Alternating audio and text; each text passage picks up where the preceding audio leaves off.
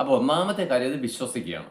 രണ്ടാമത്തെ കാര്യം നമ്മൾ യേശുക്രിസ്തുവിലൂടെ ക്രൂശിൽ പാപസംബന്ധമായിട്ട് മരിക്കണം. പാപസംബന്ധമായിട്ട് മരിച്ചിട്ടല്ലാതെ നമുക്ക് നീതിക്കായിട്ട് ഉയർത്തെഴുന്നേൽക്കുന്ന ഈ ആത്മാവിനെ ലഭിക്കാൻ കഴിയത്തില്ല.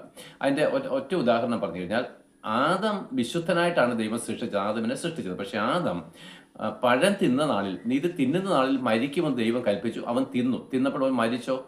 എങ്ങനെ മരിച്ചു? ആത്മാവിലുള്ള വിശുദ്ധിയിൽ അവൻ മരിച്ച് അവൻ ആത്മാവിൽ പാപിയായിട്ട് രൂപാന്തരം ചെയ്യപ്പെട്ടു. ഫിസിക്കൽ ബോഡിക്ക് ഒരു മാറ്റവും വരുന്നില്ല.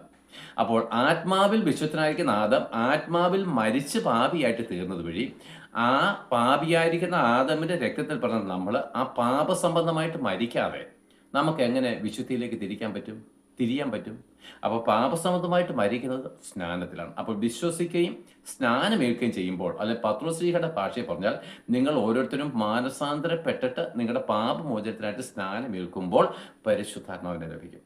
അപ്പോൾ ഈ പരിശുദ്ധാത്മാവ് വരണമെങ്കിൽ എന്ത് ചെയ്യണം? മാനസാന്തരപ്പെട്ട് സ്നാനമേൽക്കാത്ത ഒരു വ്യക്തിക്കും പരിശുദ്ധാത്മാവിനെ കിട്ടത്തില്ല. മറ്റേതൊക്കെ വെറും തോന്നലുകളാണ്. എന്തെങ്കിലും ചെയ്യാൻ നല്ല കാര്യങ്ങൾ ചെയ്താൽ പരിശുദ്ധാത്മാവിലാണെന്നുള്ള വെറും ബോധ്യങ്ങളാണ്.